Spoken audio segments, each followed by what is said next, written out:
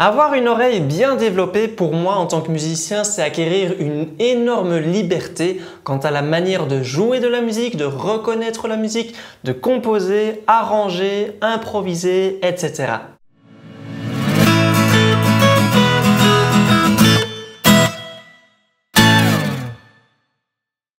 Salut à tous, c'est Robin Maïs. Certains d'entre vous ont peut-être déjà eu l'occasion de me voir durant un direct en train d'analyser de la musique, donc d'apprendre certaines musiques d'oreille afin d'en faire ensuite un arrangement pour guitare. D'ailleurs, je suis sûr qu'il y a de nombreux viewers de Autour de la Rosace qui ne sont pas au courant de l'existence de ma chaîne de musique où je fais des petits clips à la guitare uniquement musicaux. Et donc, j'y laisse assez régulièrement des arrangements pour guitare que à la base j'apprends d'oreille. Et voilà, vous pouvez éventuellement aller jeter un petit coup d'œil ou bien un petit coup d'oreille. La chaîne s'appelle Robin Maïs Music, il y a un lien dans la description de cette vidéo. Et donc, pour revenir au direct que je faisais, on me demandait souvent comment je fais pour reconnaître les notes d'une musique, etc. Je réponds simplement que depuis que je suis tout petit, dans l'école de musique où j'étudiais, on réalisait régulièrement des dictées musicales, c'est-à-dire que le professeur jouait des notes au piano et l'exercice consistait à reconnaître les notes. Bien entendu, je suppose que si vous êtes ici, c'est que vous n'étudiez pas dans une école de musique, mais ne vous en faites pas, il y a moyen aujourd'hui sur internet de trouver de quoi entraîner son oreille. En fin de vidéo, je donnerai quelques sites et d'ailleurs je propose aussi à ceux qui peuvent témoigner d'un bon site ou d'une bonne application pour améliorer l'oreille musicale de nous en faire part dans la section des commentaires. Et au passage, pourquoi pas mettre un petit pouce vers le haut si vous aimez le sujet de vidéo. J'aimerais un petit peu expliquer les étapes par lesquelles vous pouvez passer pour améliorer votre oreille. En général, il nous faut un repère, un contexte. Et donc, c'est bien, par exemple, de partir d'une note pour reconnaître une autre note, ou bien partir d'une couleur d'accord pour reconnaître une autre couleur d'accord. Parce que j'ai par exemple souvent pu observer chez mes élèves, après leur jouer un accord majeur, qu'ils confondent avec l'accord mineur et puis après, en leur jouant le même accord mineur, se rendent compte de leur erreur. Du coup, une toute première étape, c'est de repérer entre deux notes quelle est la note la plus grave et quelle est la note la plus aiguë. Concernant les accords, une première étape, ça pourrait par exemple être entendre si un accord engendre de la tension, accord de dissonance entre les notes, alors qu'un autre accord engendrait plutôt de la résolution grâce à des consonances cette fois.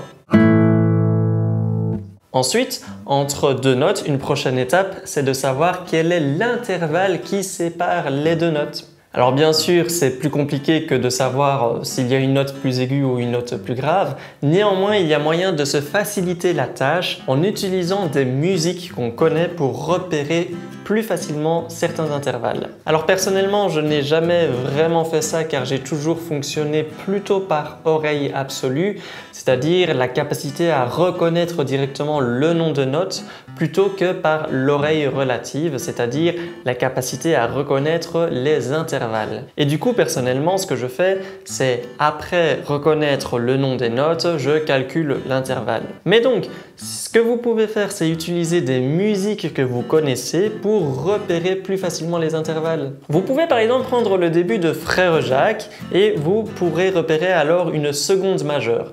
Frère Jacques. Entre les deux premières notes, on a une seconde majeure. Frère, seconde majeure. Si vous prenez par exemple la musique Petit Papa Noël, eh bien cette fois on aura une quarte juste entre les deux premières notes. Petit Papa Noël, carte juste. Si vous prenez Star Wars, vous pouvez avoir cette fois une quinte juste. Ta ta ta ta ta ta. Hein? On a une quinte juste. Alors on ne va pas passer par tous les intervalles, mais c'est une technique souvent utilisée. D'ailleurs, si vous l'utilisez et que vous avez donc des musiques de référence, n'hésitez pas à les partager dans la section des commentaires en précisant l'intervalle. Ensuite, avec une oreille relative encore plus avancée, vous pourrez être capable de reconnaître une qualité d'accord. Par qualité d'accord, je fais référence à si l'accord est majeur, mineur, septième de dominante, majeur 7, mineur 7, diminué, etc. Aussi, ce qui est possible d'améliorer, c'est la capacité à reconnaître les accords sur les différents degrés d'une gamme. Donc on part d'une tonalité connue, puis on entend une suite d'accords et on est capable de déterminer par exemple si un accord est sur la dominante 5e degré, sous-dominante 4e degré, tonique 1er degré, etc. Et à partir de là, on est même capable de déterminer quel type de cadence on a à faire, si c'est une cadence parfaite, une cadence rompue, une cadence plagale, etc.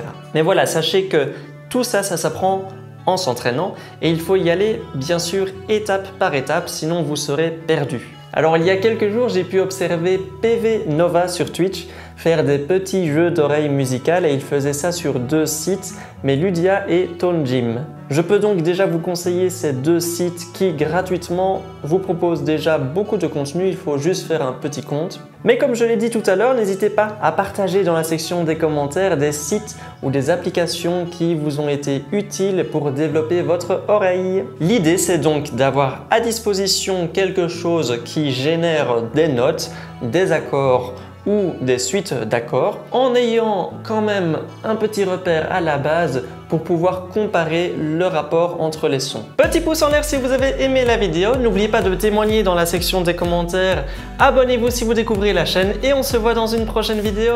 Ciao!